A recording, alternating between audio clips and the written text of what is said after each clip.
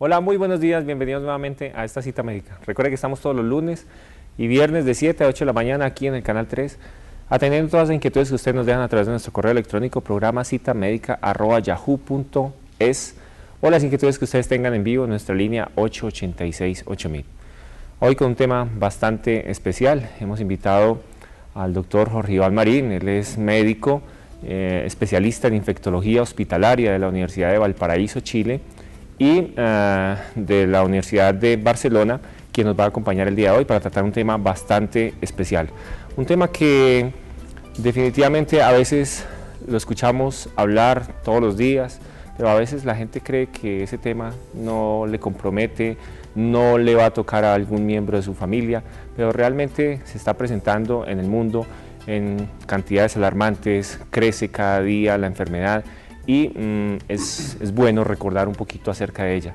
Casi que no se habla muy poco en la televisión y en muchas partes hablan de esto porque lo han dejado un poco de lado, pero definitivamente hay que hablar de esta enfermedad porque cada día crece más y compromete muchas más personas en el mundo.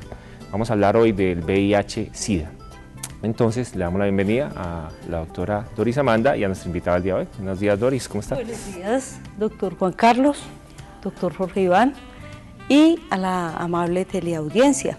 Bueno, estamos preciso llegando a la mitad de las vacaciones. Esperamos que en este periodo de vacaciones hayamos tomado en cuenta muchas de las cosas que hemos dicho aquí en el programa, que nos cuidemos con la alimentación, que nos protejamos del sol y que atendamos adecuadamente a los niños. Recordemos pues que no podemos chatarrizar la comida de los niños y que nuestros hijos merecen lo mejor. Hoy pues con un tema supremamente importante y con un invitado de cartelera muy importante. Doctor Jorge Iván, cuéntanos cómo ha sido tu trayectoria, dónde hiciste tu pregrado, tu posgrado, por qué esa motivación para hacer infectología hospitalaria. Bueno, muy buenos días, doctora Doris, doctor Juan Carlos y todos los televidentes. Quiero pues primero que todo agradecer la invitación y para mí es un gusto y un placer estar nuevamente con ustedes. Bueno, yo soy médico cirujano de la Universidad Pontificia Bolivariana de la ciudad de Medellín. Hace 10 años ya tuve la oportunidad de terminar mi carrera. Desde allí empecé un entrenamiento en medicina crítica y cuidados intensivos.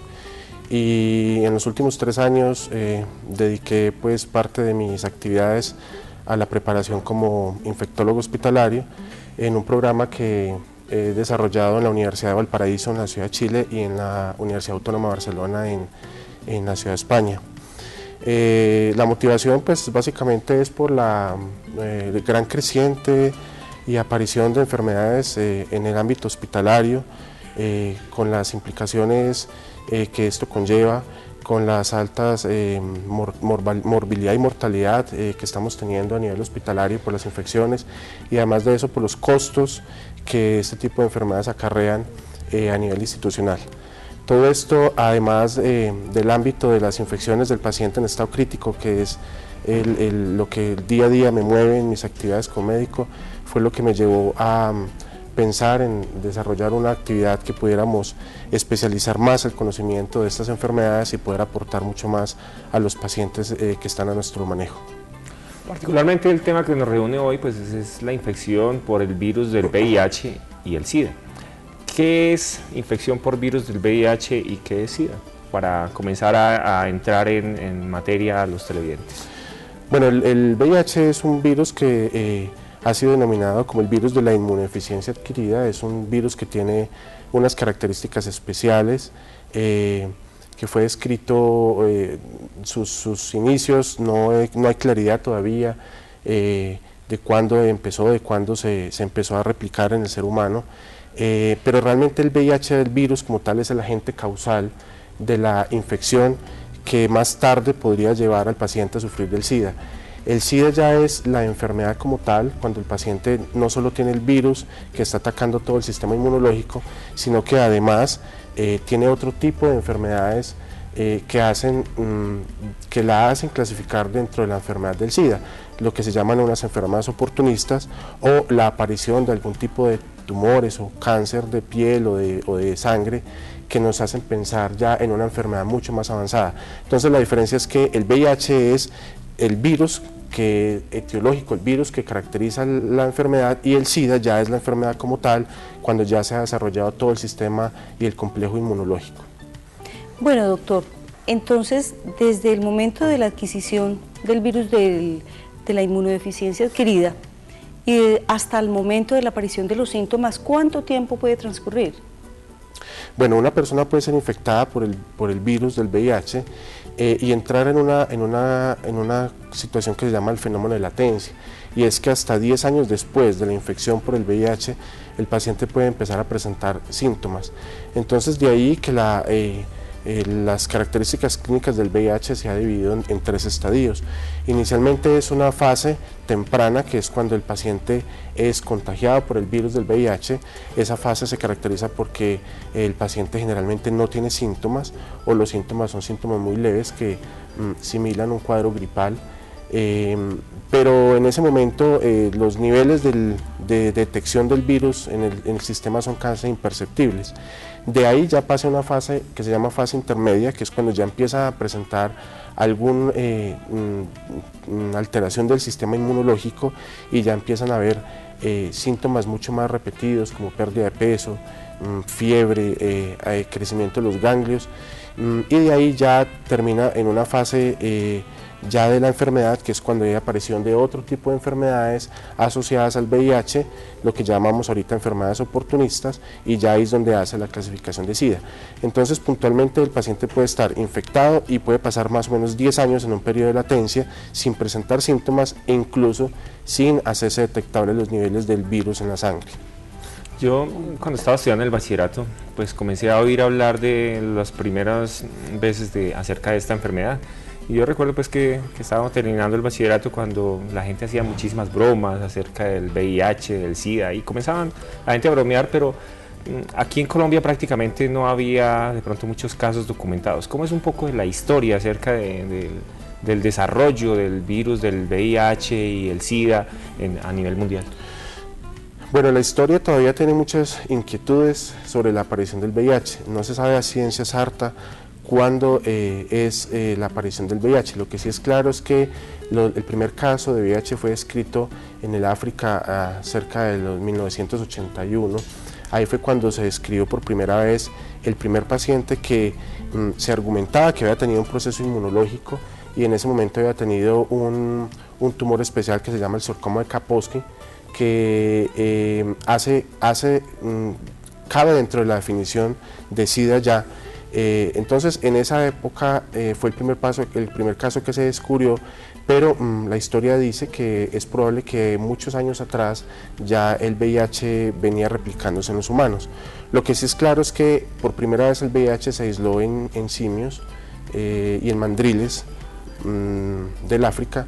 Fue allí donde, especialmente en un simio que llamaron Marilyn, en ese simio fue cuando por primera vez se describió un virus que tenía unas características especiales, y posteriormente en 1981, cuando el primer paciente que se encontraron esos hallazgos inmunológicos se hizo los estudios, se encontró que era un virus muy parecido al que se había encontrado en el simio Marilyn, y se empezó a investigar, y fue hasta 1983 cuando por primera vez se logró detectar el virus y se pudo estudiar las características de él.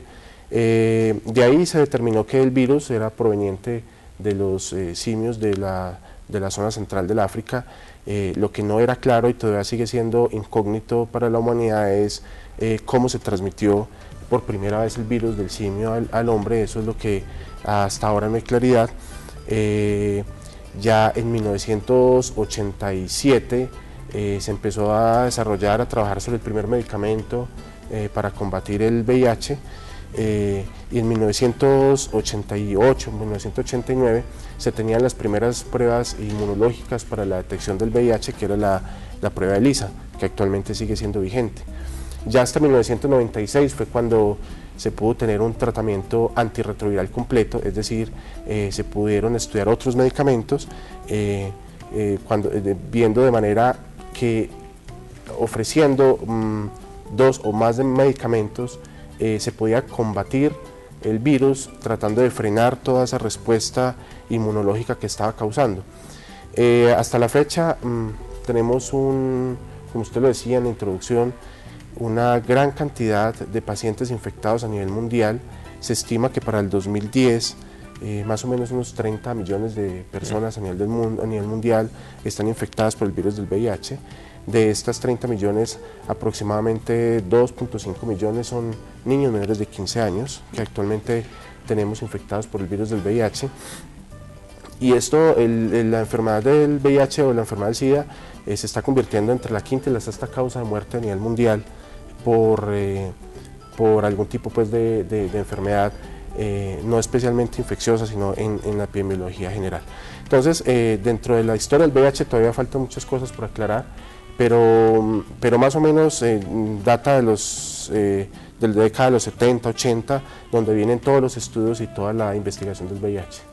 Sí, ya recordamos pues como ahorita haciendo recuerdo, en esa década de los 80, más o menos a mediados de los 80, que estaba realizando mi pregrado pues, en el Hospital Universitario de Caldas, allí encontrábamos pacientes con una enfermedad extraña que hacía que estos pacientes se infectaran fácilmente de otros gérmenes que eran oportunistas, y comenzamos a hablar ya de una patología que para nosotros era muy llamativa, y en muchas ocasiones, después de haber hecho las pruebas, cuando estas pruebas llegaban de Bogotá, los reportes, ya el paciente prácticamente ya había muerto, podía haber ocurrido hasta un mes después. Sí, observamos pues cómo es una patología que es de mucha vigencia, que perdura en el tiempo con mucha vigencia y que siempre nos debe hacer disparar las alarmas. Entonces, doctor, me gustaría que nos contara cómo son las formas de adquirir el virus de la inmunodeficiencia adquirida. Ese es un tema muy importante. Tal vez cuando uno habla de VIH-Sida es el tema que más claro tiene que quedar para la población. El virus del VIH tiene una alta posibilidad de transmitirse a través de contacto con mucosas y con secreciones del paciente que se encuentra infectado por el virus del VIH. Entonces ahí hay que tener en cuenta varias razones. La primera es la transmisión por vía sexual. El virus del VIH se transmite generalmente por vía sexual, ya sea en pacientes que son heterosexuales u homosexuales, teniendo en cuenta que la vía de transmisión a través de contacto con fluidos o con secreciones es muy alta, especialmente si en alguna de las mucosas del sistema genital masculino o femenino existe algún tipo de laceración o de herida, por ahí tiene mucha mayor probabilidad de entrar el virus del VIH. Los contactos o las relaciones de tipo anal tienen una posibilidad de contagiar el virus mucho mayor, porque la mucosa anal es mucho más sensible y el virus penetra mucho más fácil a través de la mucosa del ano. Entonces esa es otra vía de transmisión muy importante. De manera que el primer punto importante aquí, la invitación es hacia el sexo seguro, la utilización de los preservativos para el sexo, lo mismo que las parejas estables, conocer muy bien el antecedente de las parejas, es decir, la invitación aquí es hacia un sexo seguro. Lo segundo es la transmisión a través de sangre o de hemoderivados, aunque cada vez esto viene en disminución por fortuna, porque cada vez más se hacen estudios mucho más especializados de la sangre y los componentes sanguíneos que le ponemos a nuestros pacientes, pero todavía quedan algunas poblaciones en donde los estudios y las muestras de sangre no pueden ser adecuadas y se transfunden pacientes con sangre todavía que podría estar infectada con el virus del VIH e incluso con otros virus de transmisión por vía sanguínea, como es el caso de la hepatitis C. El otro tipo de transmisión es lo que llamamos transmisión vertical, o es la madre que, estando en su estado de gestación, a través de la placenta el virus pasa y contamina o infecta el el feto o el bebé pues, que está en desarrollo. Eso es una forma de transmisión también, o a través del canal del parto, en el momento del trabajo del parto, el contacto que tiene el bebé con las secreciones de la madre en ese momento puede transmitir también el virus del VIH. Y lo otro es a través de la lactancia materna, también se puede atravesar, la probabilidad pues no es tan alta como por vía sexual, pero sí existe un riesgo de que el virus pase a través de la lactancia materna. Recuerden que a partir de este momento nuestras líneas están abiertas. Hoy estamos hablando del SIDA, del VIH, de la infección por el virus del VIH. Si usted tiene alguna pregunta que quieras ampliar sobre este tema, pues nos puede llamar. Está nuestra línea 886-8000 para que ahí con el doctor Jorge Iván Marín pues ampliemos todas esas inquietudes.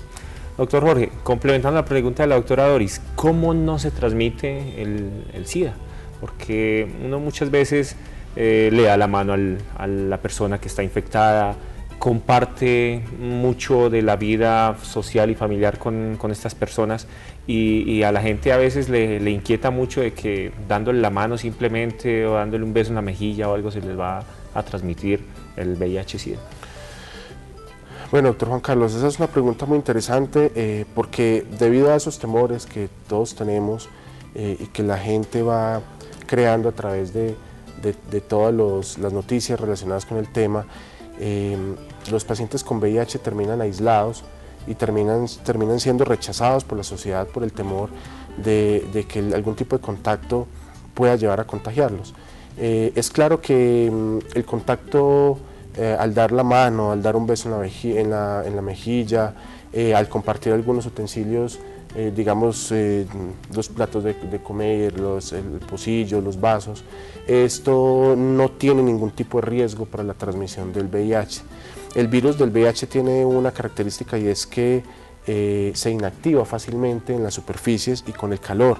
Es decir que si el virus estuviese pegado al plato o al pocillo que uno utiliza, ese virus rápidamente se inactiva porque no es capaz de vivir en ese medio. Entonces eso debe quedar claro que ese tipo de contactos no trae ningún riesgo para el contagio.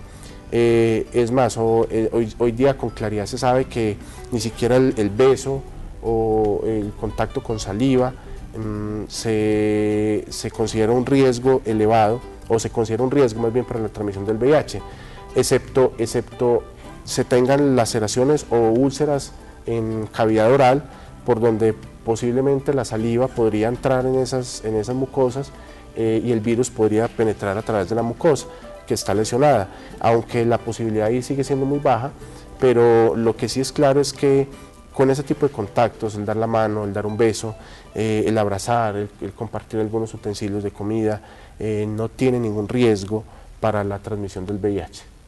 Esa es una observación muy importante, doctor Juan Carlos, porque también hay que desmitificar muchos aspectos con respecto al SIDA, ¿sí? Son, como decía el doctor Jorge, personas que comienzan a ser aisladas o ellos mismos comienzan a aislarse, ¿sí? Bueno, con respecto, doctor, a la escolaridad, los niños que comienzan a ir a la escuela y que son portadores, ¿cómo es la actitud que debe tener el profesor, la persona que atiende al niño en el jardín? ¿Se le debe informar o no a las personas que van a rodear al niño? Sí, el manejo que se debe tener con los escolares debe ser un manejo integral. Estos pacientes, especialmente los niños, deben tener una asesoría y un seguimiento muy especial, no solo por parte del médico que esté haciendo el tratamiento del SIDA, sino también de la parte de psicología y del apoyo psicológico que hay que ofrecerle a este tipo de pacientes. El entorno en el cual el niño se mueve debe conocer la situación del niño, por lo mismo que estábamos hablando ahorita, porque en algún momento se puede entrar en contacto con sangre o con algún tipo de fluido del niño, y esto debe generar algún tipo de precauciones para la persona que lo manipule o que lo esté atendiendo en este momento. Si bien es cierto, la información del VIH, de las personas que tienen VIH, pues debe ser una información muy restringida y debe ser de conocimiento de las personas que están alrededor básicamente y de las personas que están a cargo prácticamente en este caso del niño, sin necesidad tampoco de estar generalizando el conocimiento a todo el mundo, porque esto podría traer rechazo, podría traer algún tipo de aislamiento para el niño. Entonces, estos niños deben tener una asesoría continua y permanente de parte de psicología, darles a entender a él y a sus familias que hoy en día existe un tratamiento muy completo para el virus del VIH, que prolonga la vida de los pacientes, que mejora el sistema inmunológico de los mismos y que es una enfermedad que hoy día tiene manejo y tiene control, y eso es importante para el niño, para sus familiares y para las personas que lo rodean. Pero este niño tiene las mismas posibilidades y tiene el mismo derecho de crecer y desarrollarse y crear y formarse de la misma manera como si lo tuviera cualquier persona que no tiene el virus del VIH. Importante esa observación para que la Secretaría de Salud también, de la mano con la Secretaría de Educación, elaboren un plan para que los educadores sean formados también, porque esta es una patología que ha ido creciendo. No quiere decir que en algún momento se vaya a salir de las manos, pero muy importante para que ellos elaboren un plan, y más ahora que contamos con un excelente secretario de salud que es tan pendiente de la comunidad como el doctor Carlos Humberto.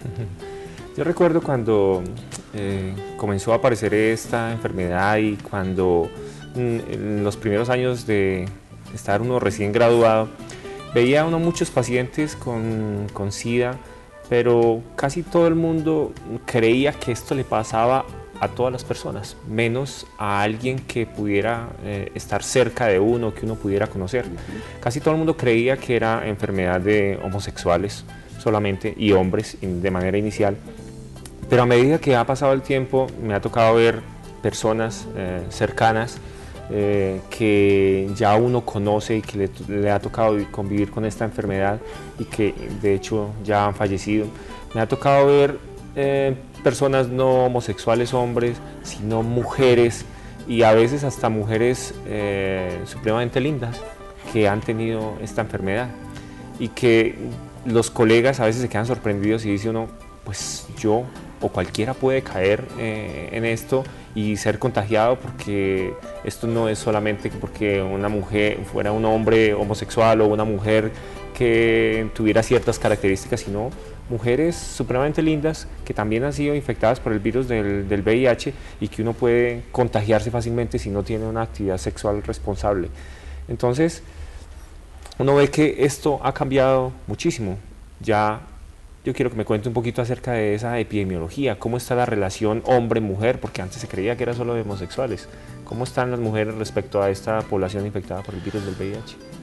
Bueno, doctor Juan Carlos, la situación es muy real, como usted lo está diciendo. Hoy en día es mucho más cercano la enfermedad del VIH-Sida a como se veía hace 10 o 15 años atrás. Antes se creía que era de poblaciones bajas, de un estrato socioeconómico bajo, de población como el homosexualismo, como usted lo está diciendo, de drogadictos que compartían agujas, pero hoy en día cada vez hemos tenido más contacto con personas allegadas infectadas por el virus del VIH. Lo primero que hay que aclarar es que para la fecha la epidemiología en el tema de la escala socioeconómica se igualó. Obviamente hay más factores de riesgo en pacientes homosexuales, en pacientes que tienen múltiples parejas, la promiscuidad, o en drogadictos que utilizan drogas intravenosas y comparten jeringas. Ese tipo de poblaciones son poblaciones de mucho más alto riesgo. Pero dentro del estrato socioeconómico ya se ha igualado las cargas, y hoy encuentra uno pacientes infectados por el VIH de estratos socioeconómicos muy altos, incluso con una preparación académica muy alta. La epidemiología en cuanto al sexo también se ha igualado. Antes era 4-1 a favor de los hombres, es decir que por cada 4 hombres se infectaba una mujer. Hoy en día la epidemiología está casi igual, casi similar, incluso se desequilibra un poquito la balanza hacia favor de los hombres, pero la epidemiología está casi igual en cuanto al sexo, hombres y mujeres por igual infectados por el VIH. De manera que la epidemiología sí ha cambiado con respecto al desarrollo, la evolución del VIH, teniendo en cuenta que cada vez más hay niños infectados. Eso es tal vez lo que actualmente difiere con las épocas anteriores, es que hoy se encuentran niños mucho más infectados, más comprometidos por el virus del VIH, y que pues es una población que hay que tener en mente para frenar esa situación. Bueno, doctor, es muy importante poder hablar acerca de aquellas patologías agregadas al SIDA que nos pueden hacer pensar en su posible presencia. Sí, hay unas enfermedades que se llaman enfermedades oportunistas, que hacen definición de la enfermedad como tal del SIDA. Estas enfermedades son causadas por microorganismos que habitualmente viven con nosotros, pero que por nuestro sistema inmunológico y por nuestro sistema de defensa no afectan al ser humano, solo lo afectan en el momento en que el sistema inmunológico se deprime, se altera, y estos gérmenes o microorganismos entran en el sistema y empiezan a causar enfermedades, y de hecho son la causa de muerte de estos pacientes. Entonces, para mencionar algunas de las enfermedades oportunistas, tenemos desde bacterias, virus, hongos y parásitos.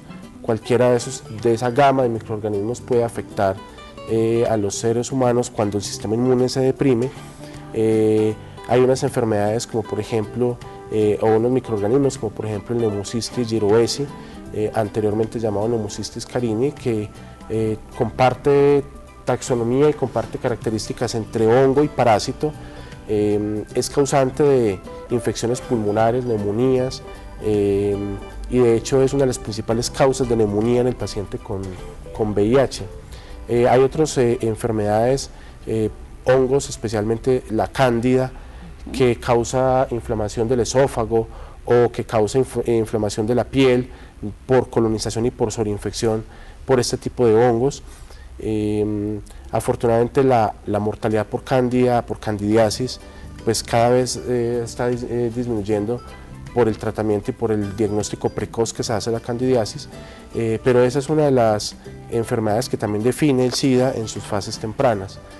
Hay otros hongos, el Cryptococcus neoformans, la histoplasmosis, la coccidioidomicosis, son infecciones que pueden afectar algunos de los órganos, pulmón, cerebro, riñón, intestino, y que pueden causar algún tipo de inflamación en esos órganos. Tenemos virus, por ejemplo el virus del herpes zóster, que causa la famosa culebrilla. En este tipo de pacientes es muy frecuente encontrar este tipo de enfermedades. De hecho, pacientes que han tenido culebrillas o que tienen herpes zóster, incluso que lo hacen a repetición, obliga a descartar una alteración del sistema inmunológico, en este caso el VIH. Claro.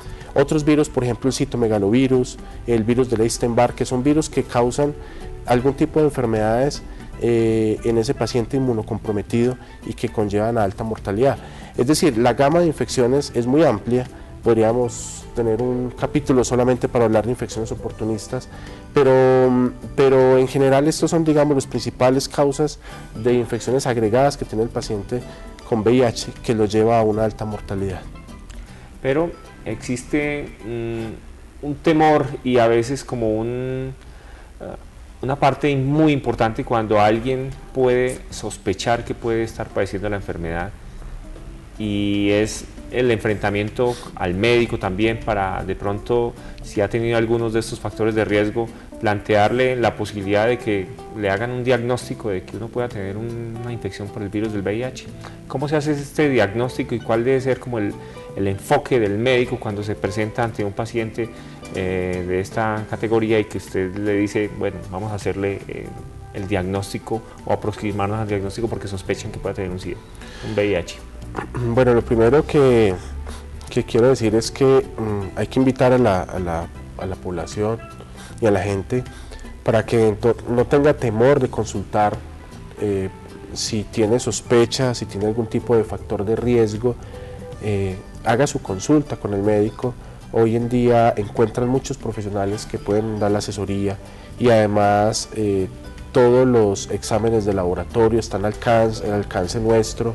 Podemos tenerlos en la ciudad, ya tenemos todos los medios diagnósticos para hacer el diagnóstico del SIDA y del VIH. Si nosotros lo hacemos de manera temprana, el paciente va a tener mucho mejor pronóstico y vamos a tener mucha mayor posibilidad de poderle ofrecer tratamientos.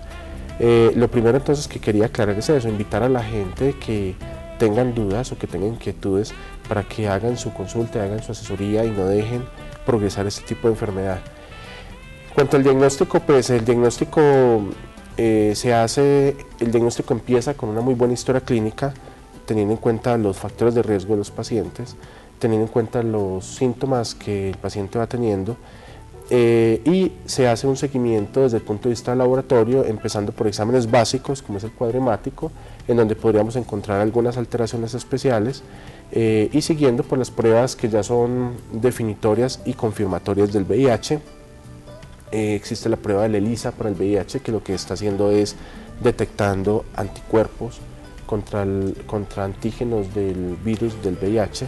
Esa prueba ELISA se confirma con una prueba que se llama la prueba Western Blot, que esa prueba se hace en el momento en que la prueba ELISA sale positiva, o sea, se detectan anticuerpos contra el virus, se confirma con una prueba que es mucho más específica, que es la prueba del Western Blot, y de ahí también podríamos hacer medición ya de partículas virales, lo que llamamos carga viral, que es un examen que nos está diciendo cuánta cantidad de partículas virales tiene el paciente en ese momento. Dependiendo de la carga viral, o sea, el número de partículas que el paciente tiene en ese momento, se va a definir el tipo de tratamiento también. Y además de eso podemos hacer medición de unas células que se llaman los linfocitos TCD4. Esos linfocitos es, digamos, el foco de ataque del virus, es allí donde el virus ataca. Los linfocitos TCD4 son unas células especiales que se encargan del sistema de defensa, que se encargan del sistema inmunológico, son como el comandante del sistema inmunológico, y es allí donde el virus ataca y donde empieza a producir todas las consecuencias inmunológicas que trae el virus. Entonces, digamos que el estudio comienza con exámenes muy básicos, como un cuadro hemático, sigue con un ELISA. Si el ELISA es positivo, se confirma con un Western Blot, y en ese momento en que el Western Blot salga positivo, de ese mismo momento se solicita una carga viral para determinar cuánta cantidad de virus tiene el paciente y unos niveles de linfocitos TCD4 para determinar qué tipo de tratamiento le vamos a dar, y además de eso, de esa manera nos podríamos orientar hacia qué infecciones probablemente podrían causar más adelante dependiendo del conteo de los linfocitos TCD4. ¿Alguna vez, pues yo quería contar de pronto, doctora Doris, alguna vez pues tuve un amigo, una persona cercana que padecía infecciones a repetición de tipo gastrointestinal, es decir, episodios diarreicos para cada mes, 2 meses, le daban diarreas y él siempre de pronto de manera inicial me llamaba y me decía: es que tengo diarrea, ¿yo qué hago para esto? Que no sé qué. Entonces uno al principio le hacía como un manejo sintomático, le manejaba de pronto algún purgante, pero después de 3, 4, 5 episodios le decía: ve, hay que hacerse de pronto la colonoscopia para descartar algún otro tipo de enfermedades. Pero él siempre era negligente en ese sentido, y no, ¿yo qué voy a tener? No, mándeme algo que yo con eso... Y claro, entonces con un manejo sintomático él, de hecho, ya aprendió como a manejarse esos episodios diarreicos a repetición que presentaba. Alguna vez, después por ahí de 6 meses de consultar varias veces por esto, le dije yo: pues no sé, porque usted tiene factores de riesgo, definitivamente yo no lo vuelvo a tratar más hasta que no se haga esta prueba, ¿cierto? Se ofendió conmigo, se fue supremamente disgustado porque dijo: yo qué voy a tener eso, pero él era una persona pues con muchos factores de riesgo porque era homosexual, él era estilista o peluquero. Bueno, cuando definitivamente después, por ahí al mes, volvió a aparecer, ya muy deteriorado de su estado de salud, y le dijo que le volviera a mandar la prueba, ¿cierto? Que él ya había aterrizado y ya creía que era necesario hacerse la prueba. Pero, ¿qué actitud nosotros, los médicos, debemos tener como para enfrentarnos como a este paciente, para decirle, bueno, le sospecho que pueda tener esto, para que no se presente como ese rechazo a su enfermedad? Y finalmente la prueba salió positiva y ahí fue donde pudimos comenzar a hacer como algún tipo de tratamiento con esta persona. Sí, esto confirma lo que hablábamos ahora, y es que queremos decirle primero a la población en general, segundo a la población médica, a nuestros colegas, que la enfermedad del SIDA y el VIH es una enfermedad que hay que asumirla y hay que tenerla en cuenta como cualquiera de las enfermedades que estamos manejando. Así como existe protocolos y estudios para la hipertensión, para la diabetes, para otro tipo de enfermedades, el VIH hay que tener en cuenta dentro de ese paquete de enfermedades. Y las personas no pueden ofenderse ni pueden molestarse porque nosotros los médicos les ofrezcamos un estudio para el VIH.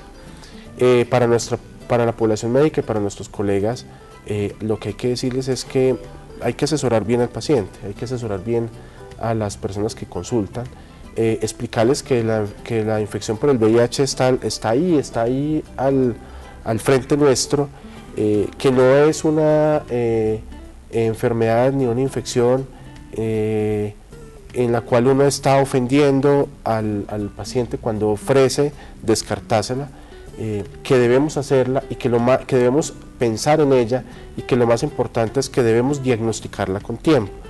En el caso de tu compañero, de tu amigo, era importante, probablemente si hubiese hecho él la prueba mucho antes y si hubiese podido hacer el diagnóstico más tempranamente, con toda seguridad se le hubiera podido ofrecer un tratamiento mucho más rápido y hubiésemos evitado que él entrara en un deterioro. Entonces queremos decirle a todas las personas que la prueba del VIH hay que hacerla. Incluso ya se está planteando en hacerla entre los chequeos ejecutivos que todos debiéramos hacernos cada año. De pronto en este caso no cada año, pero sí estar haciendo la prueba y estar tranquilos de que no estamos infectados por el virus del VIH. Esa sería una manera de frenar el ciclo y de frenar la cadena de la transmisión.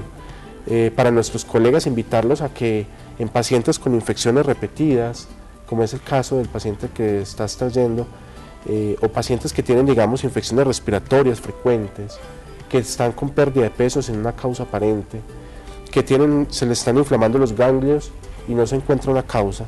En esos pacientes tenemos que invitar a los colegas a que pensemos en una infección por el VIH y a que hagamos la prueba, que lo decíamos hace unos minutos, la tenemos disponible en muchas partes de la ciudad de Manizales. Ya no tenemos, como decía la doctora Doris al inicio, tener que enviar las muestras a Bogotá y esperar un mes cuando ya el paciente haya fallecido. Ya hoy en día tenemos inclusive pruebas rápidas que nos hacen un enfoque inicial de si el paciente está o no está infectado. Entonces, nuevamente yo quiero repetir que este diagnóstico lo debemos hacer de manera precoz para ofrecerle al paciente un tratamiento adecuado y para evitar que se nos infecte con esos gérmenes oportunistas, porque ahí ya la connotación de la enfermedad cambia y el pronóstico cambia. Inclusive, doctor, en estos pacientes que con patología respiratoria, a quienes se les detecta tuberculosis, ese es un paciente a quien es indispensable descartar que tenga la presencia del virus. Bueno, doctor, ha sido muy importante la secuencia tanto de ingreso del paciente como la secuencia de paraclínicos que nos acaba de informar. Y esto porque hay muchos pacientes que en ningún momento se casan con su médico, creen muchísimo en su médico y siempre van donde él con el objetivo de cualquier patología. Pero en cuanto a esto, pues es el médico de la familia o el médico personal quien le da muchísima confianza y el paciente no se quiere separar de él. Entonces esta secuencia de paraclínicos que nos acaba de dar es muy importante para ese médico que está de pronto en la periferia y que de pronto se atranca un poquito en su diagnóstico. Cuando el paciente ya va en estos 4 pasos y ya se le han hecho los niveles de complemento, entonces el médico en ese momento, ¿qué debe hacer? El médico de primer nivel que tiene su paciente, a quien juiciosamente ya le hizo todo su protocolo, como usted nos acaba de indicar, allí el paciente, ¿qué debe hacer? Bueno, yo creo que ya ahí se hace el paso más importante, que es la captura del paciente. Ese paciente no se debe dejar, no se debe perder. En Manizales hay personas expertas en el manejo del VIH. Hay 2 especialidades que digamos son las que comandan el manejo de este tipo de pacientes, que es la medicina interna. Los especialistas en medicina interna tienen su entrenamiento dentro del posgrado en el manejo de estas enfermedades, y está el área de la infectología, que también pues, es un tema en el cual se profundiza y se conoce con detalle. En la ciudad de Manizales hay un grupo de personas que manejan VIH, internistas expertos en el manejo del VIH, que llevan mucho tiempo en este manejo. Los encuentran generalmente en los hospitales, trabajan en los hospitales públicos, tienen convenio con sus EPS. Está también el área de la infectología, que maneja muy bien este tema, que se ha dedicado pues dentro de su especialidad a manejar este tipo de pacientes. Entonces lo que quiero decir es que en Manizales hay muchas opciones de manejo. El médico que está en la periferia puede consultar con nosotros cuál es la vía más rápida para llegar y para acceder a cualquiera de estos especialistas, y lo importante es que ya capturó el paciente no se puede dejar perder. Generalmente la EPS da trámite, o el sistema de seguridad al cual el paciente esté afiliado da trámite hacia la consulta especializada. Ya existe una línea de trabajo en la cual a la entidad se le informa que el paciente requiere ser valorado por una especialidad experta en el tema, y la EPS o el régimen orienta hacia qué especialista es quien va a ver el paciente. Pero en Manizales ya tenemos opción de manejarlo, inclusive hay manejo ya multidisciplinario de este tipo de pacientes, de manera que el paciente se captura, el paciente debe ser enviado lo más antes posible a la consulta especializada. Recuerdo a todos los televidentes que allí en la línea médica tenemos un hogar para el cuidado del adulto mayor, ya nos quedan unos pocos cupos, así que si usted está interesado en que su papá, su mamá, su abuelo, su abuela estén cuidados por personas que les van a ofrecer muchísimo cariño, cuidados médicos, de enfermería, pues llamen, y tenemos unos pocos cupos para que ustedes se apresuren a tomarlos. Es un lugar muy lindo que le estamos ofreciendo a todos estos abuelos allí para cuidarlos con un personal bastante especializado. También les quiero contar que si tienen algún problema de salud, pueden llamar a la línea médica. Allí tenemos excelentes profesionales que van a prestar el servicio médico a domicilio las 24 horas del día. Tenemos muchos otros servicios como toma de muestras de laboratorio, terapia física, respiratoria, enfermería. Podemos hospitalizarlos allá en sus casas para que no sufran de pronto esas dificultades a veces en las diferentes EPS. Entonces les ofrecemos muchos servicios en la línea médica. Allí tenemos sistema de afiliaciones también. Cada día hay muchas más personas que se están afiliando con nosotros para que su papá, su mamá y toda su familia estén protegidos y tengan esa asistencia médica domiciliaria. Es un costo muy bajo por todos estos servicios que le estamos ofreciendo. Así que los invitamos pues a que llamen a la línea médica. Doctor Jorge Iván, ¿cuáles son esos derechos y esos deberes que tienen los pacientes infectados por el virus del VIH? Bueno, los derechos son los mismos que cualquier ser humano tiene, sumado a que tienen todo el derecho a ser atendidos para su enfermedad, de hacer el diagnóstico y de recibir el tratamiento de una manera gratuita, porque nuestro sistema de salud y nuestro gobierno se hace cargo de esta enfermedad asumiendo los costos de los medicamentos y de los diagnósticos, de manera que los pacientes tienen derecho a recibir su tratamiento completo de manera oportuna, tienen el derecho de hacer el seguimiento por parte de los especialistas tratantes y de los exámenes que de ahí se derivan. Eso también debe generarle a los pacientes tranquilidad, porque se deben sentir respaldados por el sistema, en el sentido que le pueden ofrecer todo el tratamiento y todo el manejo multidisciplinario que ellos requieren. Los deberes que tienen estos pacientes es de tener una conducta en un sexo seguro, la utilización del preservativo para el sexo, de informarle a su pareja de que está contagiada por el virus del VIH, de hacer una asesoría especializada en cuanto a cómo prevenir la transmisión del VIH. No puede ser un donante, no puede donar sangre ni hemoderivados, y tiene el deber también de conocer las maneras, las diferentes formas de cómo prevenir la transmisión hacia otras personas, para evitar pues una cadena de transmisión del virus. Hubo un estudio importante que se hizo en Bogotá precisamente con respecto al contagio, ¿sí? Donde se observaba que muchas mujeres eran monógamas, pero que habían sido contagiadas por sus parejas. De ahí pues que la sinceridad es muy importante, y como el doctor lo acaba de observar, tenemos que andar siempre con la verdad. Pero además, algo que acaba de observar muy importante, y es que nosotros debemos también estar atentos con lo que son nuestros derechos y nuestros deberes. Es algo importantísimo, eso hace parte de la responsabilidad personal.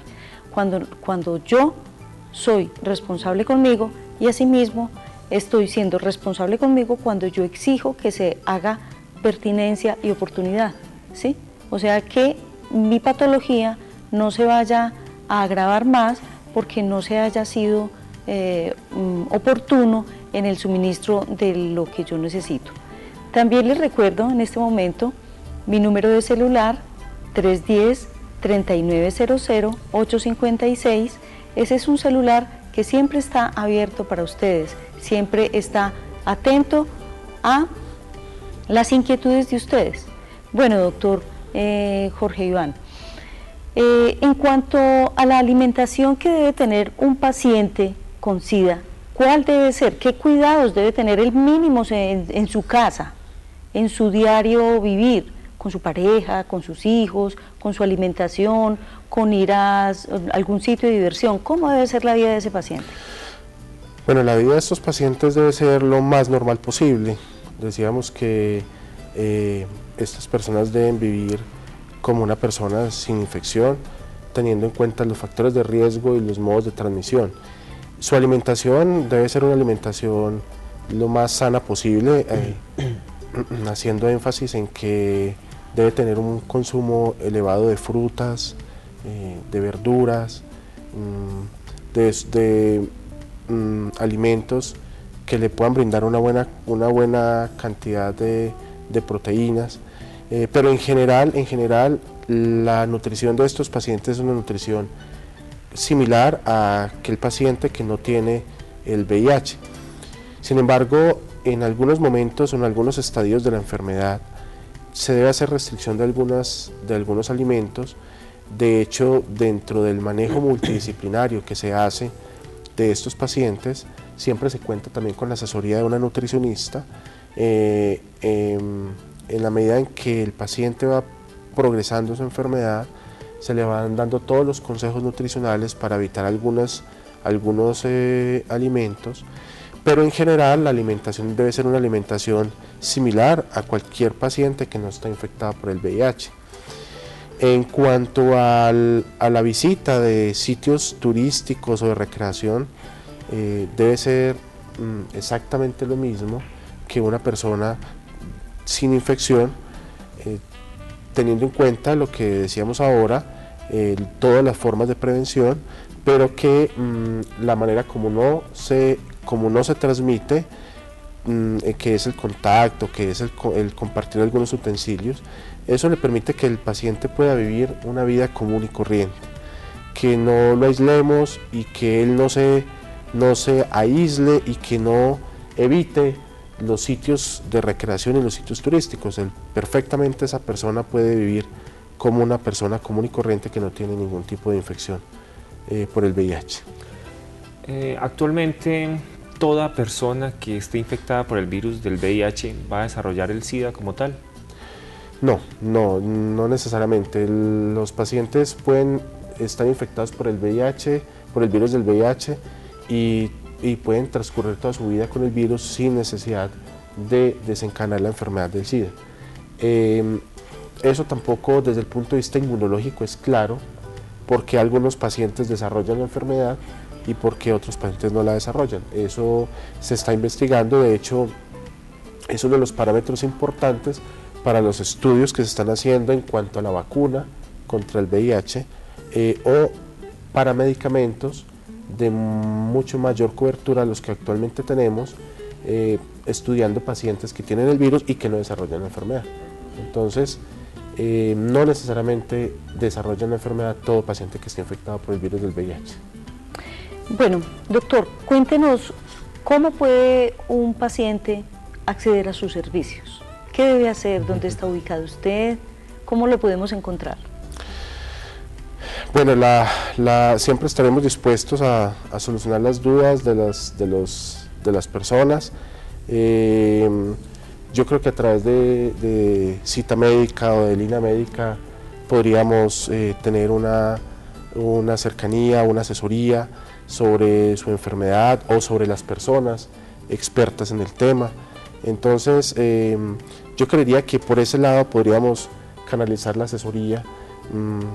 Parte de mis actividades están dedicadas más al paciente en estado crítico, a las infecciones del paciente en estado crítico, pero este tema obviamente estaremos siempre dispuestos, estaremos abiertos a que las personas nos puedan consultar.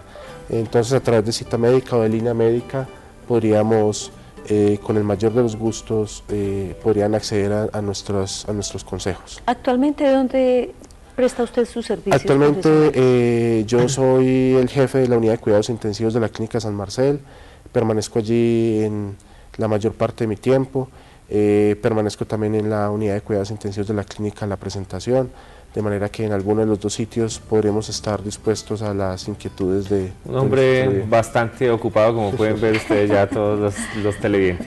Bueno, hemos llegado al final de esta cita médica. Le damos las gracias al doctor Jorge Iván Marín, médico especialista en infectología hospitalaria, por habernos acompañado el día de hoy, por haber sacado una hora de su tiempo para venir a compartir este importante tema con nosotros y con todos ustedes. Le damos los agradecimientos a todas estas personas que nos están viendo cada día, a esta audiencia tan grande que tenemos en la ciudad de Manizales, y les damos las gracias a todas estas personas y nos vemos en la próxima cita médica. Muchas gracias al doctor Juan Carlos, al doctor Jorge Iván, a este espacio tan maravilloso, y esperamos que los pacientes y las personas que estén alrededor de los pacientes con VIH o con SIDA, pues nos veamos todos como seres humanos uniformes. Seamos felices, vivamos con toda intensidad cada día que transcurre y nos veremos nuevamente. Se me está pegando lo tuyo, doctor Juan Carlos. Nos veremos el próximo viernes en nuestra nueva cita médica. Doctor, muchas gracias. Muchas gracias a ustedes por la invitación.